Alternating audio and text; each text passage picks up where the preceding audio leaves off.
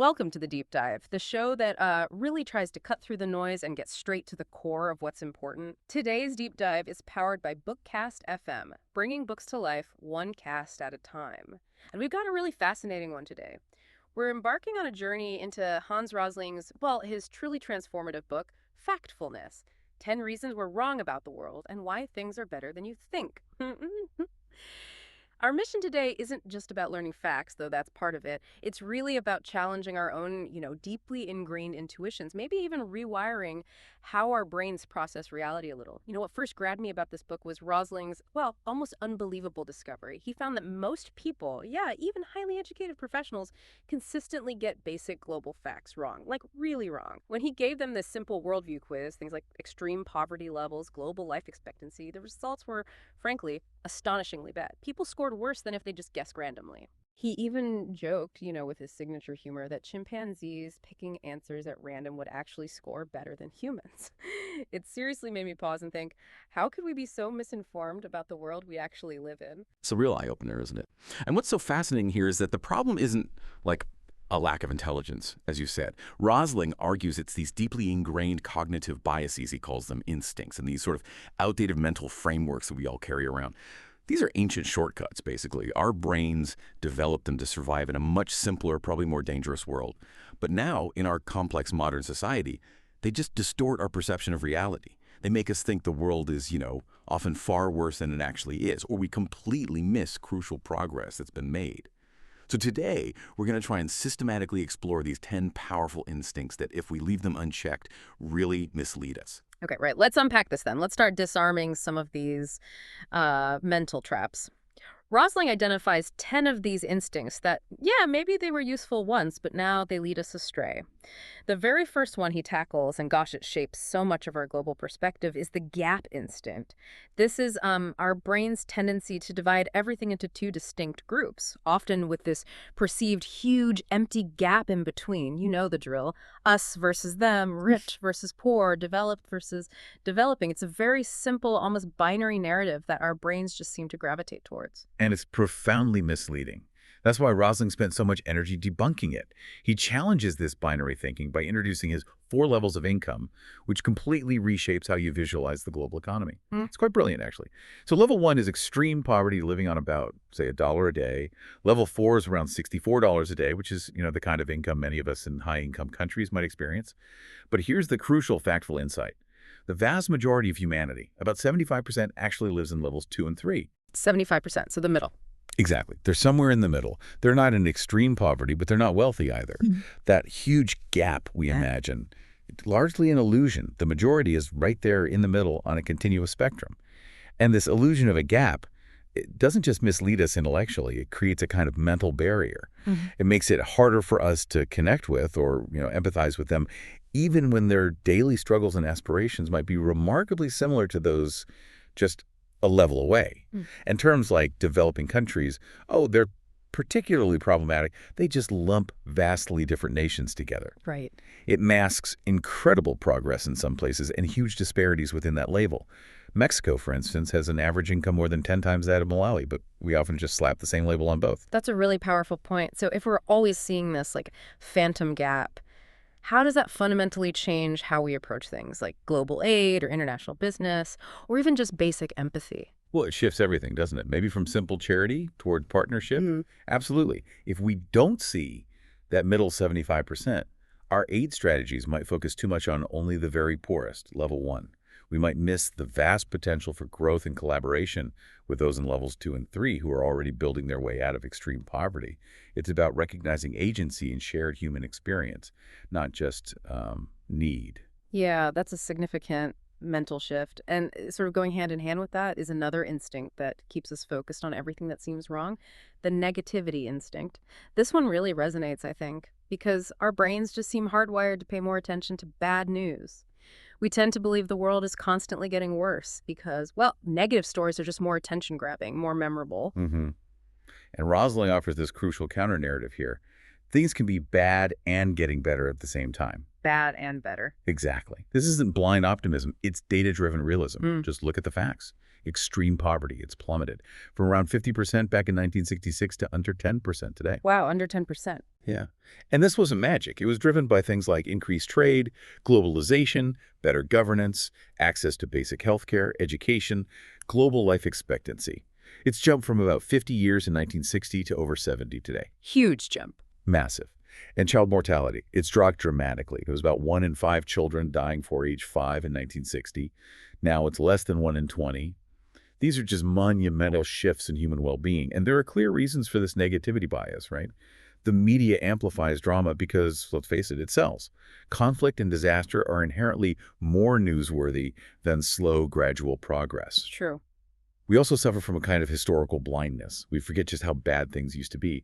And ironically, better surveillance and reporting means we catch more problems now, which can make it seem like there are more problems, not fewer. He uses that airport checkpoint analogy. Mm-hmm. When security improves, they catch more dangerous items. Ah, right. So it feels like danger is increasing when actually safety has improved because those items are being stopped. It's not about ignoring the bad stuff. It's about seeing the whole picture. So if you're listening, the takeaway isn't to bury your head in the sand about bad news. It's more about training yourself to always compare current data with historical data and to consciously look for both the negative trends and the positive ones. How else can we avoid just being overwhelmed by this constant stream of, doom and gloom? Okay, that brings us to another subtle trap. The straight line instinct. What I found really eye-opening about this one is how easily we assume trends will just continue indefinitely. Like our brains just simplify everything into a predictable line. Oh, that's a classic trap, especially when we're talking about long-term projections. Think about the fear of endlessly spiraling global population growth. That's often a victim of this straight line instinct. While global population is still growing, that straight line assumption ignores a critical fact. Birth rates have already fallen sharply pretty much everywhere. Why is that? Well, due to factors like increased education for women, urbanization, better access to family planning, growth is actually slowing down. And the global populations is likely to stabilize around 11 billion people by the end of the century. It's not going to shoot upwards forever, like some projections suggested. Rosling shows us that real-world patterns are much more nuanced, not just straight lines. Many trends follow S-curves. Growth speeds up, then plateaus. Think about technology adoption. Right. Like smartphones? Exactly. Others are humps. They increase for a while, then decline, like smoking rates in many richer countries. Just assuming a straight line often leads to, significant overestimation or underestimation of what's coming. It can cause unnecessary panic or maybe complacency. It really makes you wonder, doesn't it? When you see a trend line, do you ever stop and ask, could this curve? Could it flatten out or even reverse? Because if you don't, you might be missing the most significant part of the story, or basing really critical decisions on a flawed projection. Okay, next up, we tackle the fear instinct. This is all about how we hugely overestimate dangers that trigger strong emotions, things like terrorism, plane crashes, even if statistically they're pretty rare compared to other threats. I know I certainly feel that pull when I see certain headlines. It's hard not to. Oh, absolutely. Our brains evolved to react very strongly to immediate danger, a predator in the bushes. That helped our ancestors survive. But in the modern world, this predisposition gets amplified by constant media exposure to dramatic, scary events, and it totally distorts our sense of actual risk. For instance, while terrorism is horrific, of course, it kills far, far fewer people globally than, say, road accidents. Or much more common. Way more common. And while shark attacks make for great movies and scary headlines, mosquitoes kill over 700,000 people every single year through diseases like malaria and dengue. But we don't fear mosquitoes in the same visceral way. Rosling even identifies a kind of fear list categories that really grab our attention. Physical harm being captured, contamination. These trigger deep, ancient alarms in our brains. They make us believe these things are more prevalent and dangerous than the data actually suggests.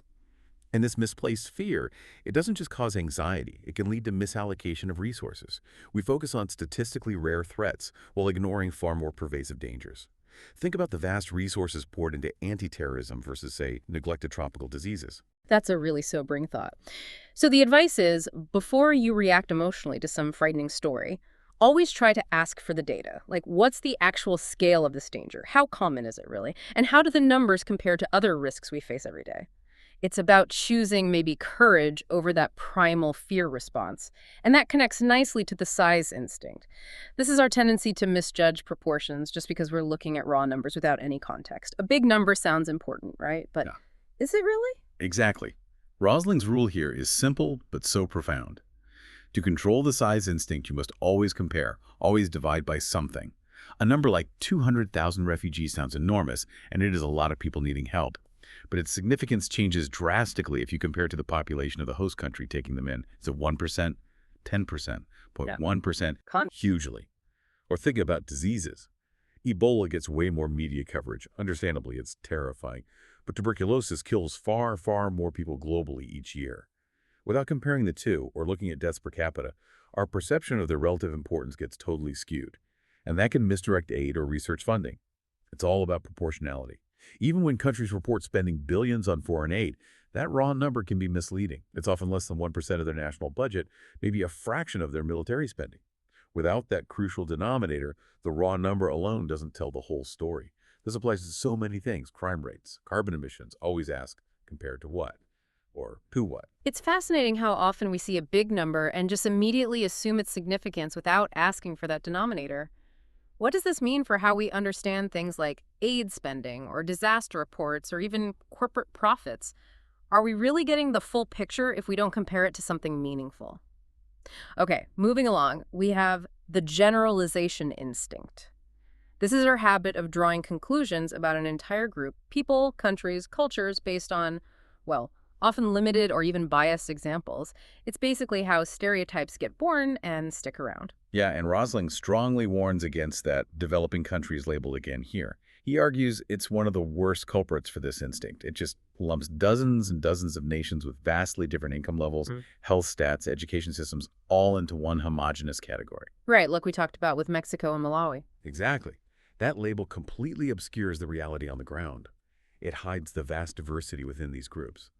We often treat Africa as if it's a single country, right? Ignoring the huge differences between nations like, say, Tunisia, Nigeria, and South Africa. They can be as different from each other as countries across continents. Even in medicine, Rosling saw this. Western-trained doctors sometimes overgeneralized, assuming all African patients presenting with certain symptoms must have tropical diseases, when actually many suffered from the same chronic conditions, diabetes, heart disease that are common in Europe or North America. This isn't just about lazy labels. It leads to misguided policies, ineffective aid, and it reinforces harmful stereotypes. So the counter move is to always ask yourself, okay, what is this category? And what's the variation within it? Because assuming everyone or everything in a group is the same can lead to serious misunderstandings, not just culturally, but in how we try to solve problems. Next up, number 7 is the destiny instinct. This is the belief that inherent characteristics of people or cultures or countries are somehow fixed, unchangeable, that things are just the way they are and always will be, basically set in stone. And this instinct can really blind us to progress, especially when change happens gradually over time. Rosling provides such powerful counterexamples. Think about South Korea. In the 1950s, it was war-torn, incredibly impoverished. Now, it's a high-income, tech-driven, global leader. Amazing transformation. Or Sweden. Less than a century ago, it was a poor agricultural nation. Now, it's one of the richest countries in the world. These transformations were driven by strategic investments in education, infrastructure, smart economic policies. Even in countries often stereotyped as deeply traditional, like Iran, he points out that birth rates saw dramatic declines, actually faster than Sweden experienced earlier. Why? Factors like increased access to education and family planning for women.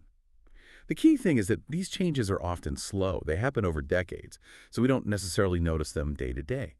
But when you look at the long-term historical data, the progress and transformation can be absolutely enormous. Rosling famously said, cultures, nations, religions, and people are not like rocks. They move. This instinct, the destiny instinct, makes us overlook potential and maybe resist investing in change because we assume it's futile. So, the next time you're thinking about a country or a culture or even a long-standing social problem, maybe try digging into the historical data. Look at its trajectory, not just its current snapshot. You might be really surprised by how much it's already changed and how much potential there is for future progress. Okay, now we delve into the single perspective instinct. This sounds like the danger of relying on just one lens. Maybe it's political, ideological, or even your professional training to try and explain the entire world. It's like having only one tool in your toolbox and trying to fix everything with it. That's a perfect analogy, yeah. A political ideology, like focusing only on free markets or only on state control, can make you interpret all problems through that single economic filter. Similarly, your professional background, maybe you're a doctor or an engineer or a lawyer, can lead you to try and apply solutions from your field to totally unrelated issues, overlooking crucial social, economic, or cultural factors. Rosling really emphasizes that reality is multidimensional. No single approach explains everything. The best decisions almost always come from combining multiple perspectives, multiple disciplines. He also observes quite sharply that both the political left and right often selectively pick facts that fit their existing worldview, conveniently ignoring contradictory evidence. Confirmation bias, basically. Exactly. He's famously said, if you were only a hammer, everything looks like a nail. This selective approach is dangerous because it leads to oversimplified solutions that just fail in complex real-world systems. And it stops us from truly understanding the root causes of issues. It's a real challenge, isn't it? But maybe one worth embracing. Actively seek out perspectives that challenge your own deeply held beliefs. It's maybe the only way to get a more complete picture and avoid getting stuck in those intellectual echo chambers. We're almost there. Number 9 is the blame instinct. This is our tendency, and it's a strong one, to look for a clear culprit, a simple villain, or maybe even a simple hero, instead of trying to understand the truly complex systems that are usually at play. It's so tempting to find someone to blame, isn't it? Oh, it is. It's deeply satisfying emotionally because it gives us simple stories, but it rarely reflects the messy truth. Most global problems, whether it's poverty, climate change, epidemics, they have multiple tangled causes, and they require multiple, often interconnected solutions. Blaming a single person or group for something like, say, poor earthquake preparation in a city, it completely ignores geographical realities, maybe historical building practices, complex economic constraints that limited what could actually be done. Rosling shared a really powerful anecdote from his own medical career. I think it illustrates this well. He initially blamed the parents when he saw a child suffering from severe dehydration. But then, digging deeper, he understood the underlying context. There was no clean water source nearby, the infrastructure was poor, the family lived in systemic poverty. So the blame was misplaced. Completely. The immediate blame actually prevented him from seeing the bigger, more complex systemic problem that really needed solving. He has this crucial quote, "When we blame, we stop thinking. When we stop thinking, we don't understand. And when we don't understand, we don't fix problems." It's a profound call to shift from just finger-pointing towards really analyzing the systems involved. Yeah, that really raises an important question for all of us. What does this mean for how we approach the big global challenges we face today? Are we often stopping short of true understanding just by pointing fingers? And are we actually preventing ourselves from finding real, lasting solutions by doing that? Okay, finally, the 10th instinct, the urgency instinct. This is that feeling that we need to act immediately, right now, without taking the time to really consider the evidence or the potential long-term consequences. Everything feels like a five-alarm fire demanding instant action. Right.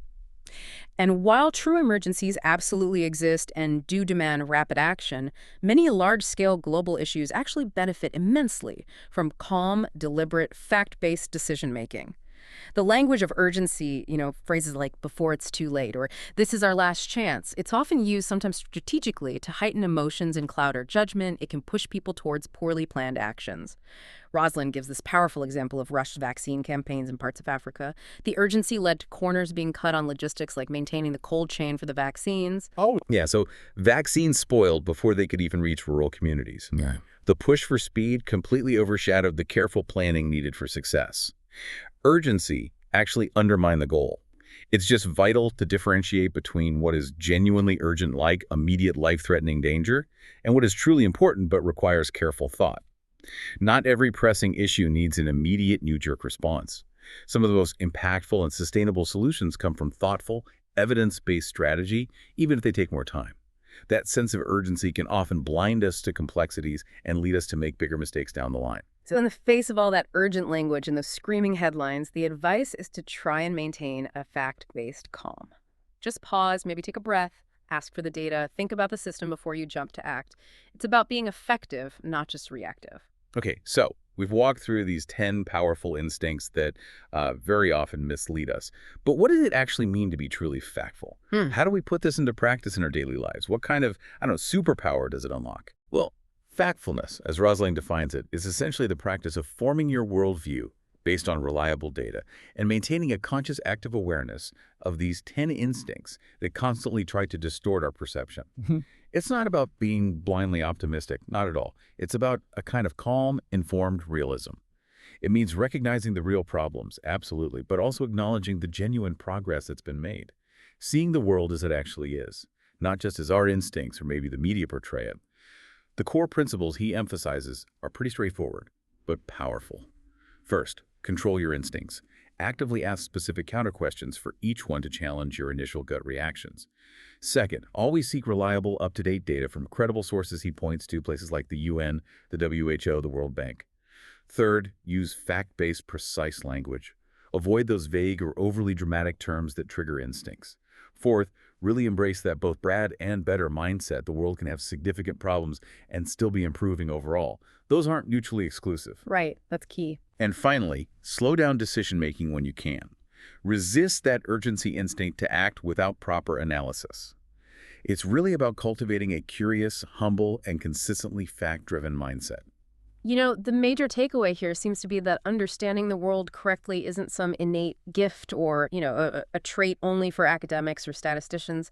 It's actually a skill that can be learned, practiced, and refined by absolutely anyone. And when you do cultivate that skill, it leads to better decisions, definitely less stress from all the misinformation flying around, and ultimately maybe more effective problem solving, both in your own life and in how you engage with the wider world. It really allows you to see the kind of miracle of human progress, even amidst all the challenges we still face. Absolutely. By understanding these instincts, you really can see the world with much greater clarity. You can make better decisions, feel less overwhelmed by the constant barrage of information, both good and bad. It truly is about replacing some of that fear and those stereotypes with a calmer understanding, empowering you to engage with the world much more effectively, much more realistically. So here's maybe a provocative thought for you, our listener, to chew on as we wrap up. Reflect on a common belief or maybe an assumption you've held about the world. Could be anything that this deep dive or perhaps a specific fact you recently discovered really challenged. And then think, what other assumptions might you have floating around in your head that could use a bit of a reality check through a fact-based lens? Thank you so much for joining us on this deep dive today. This incredible exploration was based on Hans Rosling's, truly essential book, Factfulness: 10 Reasons We're Wrong About the World and Why Things Are Better Than You Think. We highly encourage you to support the author and delve even deeper into these vital insights by purchasing Factfulness. You can find a link right there in the description. This has been The Deep Dive, powered by BookCast FM, bringing books to life one cast at a time. We'll see you next time.